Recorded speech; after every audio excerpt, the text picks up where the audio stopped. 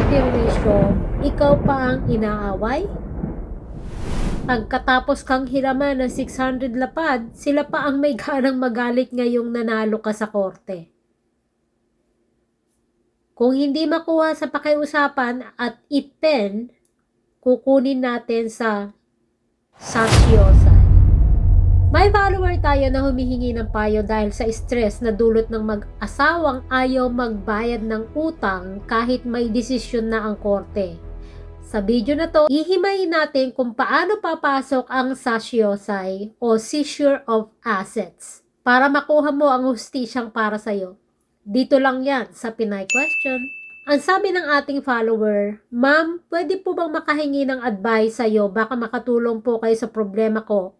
Sobrang stress na talaga ako sa ginagawa ng mag-asawa sa akin. Nanghiram po sila ng pera mahigit 600 lapad na po. Mga 5 years na po sila. Sila pa po yung nagagalit at matapang, lalo na ang babae. Nagsaiban na po ako at natapos na rin ng 2 hearing at sinabi na ipin ang ibabayad nila pero di nila tinupad po. Matigas pa rin po sila.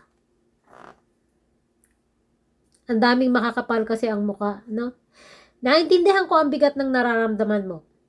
Napakahirap ng sitwasyon na ikaw na ang tumulong, ikaw pa ang kailangang maghabol at masigawan. Ang halagang 600 lapad o 6 million yen ay hindi biro. Pinaghirapan mo yan at may karapatang kang makuha ang hustisya. Dahil tapos na kayo sa saiban at may desisyon na ang korte para sa ipin, installment payment, ngunit hindi pa rin sila nagbabayad, ang susunod na hakbang ay ang sasyosay, seizure of assets. Hindi na kailangan ng bagong hearing para dito. Kailangan mo lang i-enforce ang desisyon na hawak mo na. Narito ang maaari mong gawin para masimulan ang pagbawi sa pera mo. Number 1, ihanda ang Simometo o obligation title. Ito ang opisyal na dokumento mula sa korte na nagsasabing nanalo ka at nagkaroon ng settlement.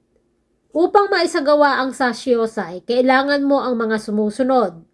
Shikobun, Execution Clause. Isang tatak o certification mula sa korte na nagpapahintulot na i-execute o ipatupad na ang paniningil ng pilit. Sotatsu Shomeisho, Certificate of Service. Patunay na natanggap na ng mag-asawa ang desisyon sa korte. Nagagalit ako pagka mga ganyan ang yung mangungutang, makapalang muka. Kasi nangyari na rin sa akin yan. So, number 2, gamitin ng Zaizan Kaiji. Property Disclosure. Kung hindi mo alam kung saan ang pera o ari-arian nila, maaari kang mag-file ng Zaizan Kaiji Tetsuzuki sa korte. Ito ay utos sa kanila na humarap sa korte at ilista ang lahat ng kanilang assets, ang bangko, sahod at properties.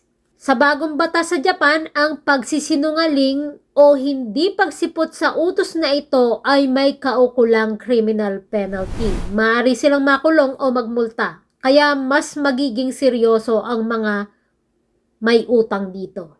Number 3, targetin ang kanilang sahod. Ito ang pinaka-epektibong paraan kung alam mo kung saan sila nagtatrabaho.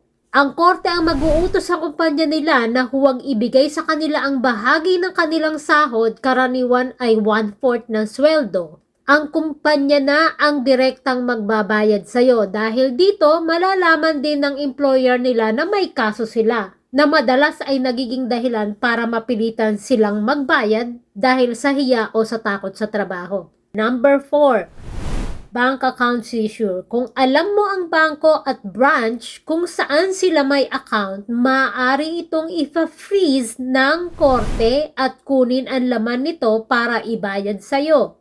Huwag mong hayaang kainin ng galit nila ang kapayapaan mo. Ang kanilang pagtapang-tapangan ay madalas na defense mechanism ng mga taong alam na sila ang mali. Focus ka lang sa legal na proseso. Sa mata ng batas sa Japan, ang dokumentong hawak mo ay power mo para makuha ang nararapat na sa iyo. Huwag hayaan ang stress ang magkontrol sa buhay mo. Gamitin ang tamang informasyon para protektahan ang inyong karapatan. Kung mayroon kayong mga katanungan tungkol sa pamumuhay, dokumento o batas dito sa Japan, i-comment nyo lang o i-message ang ating page. Ako ang inyong gabay sa bawat hakbang para sa bawat Pinay.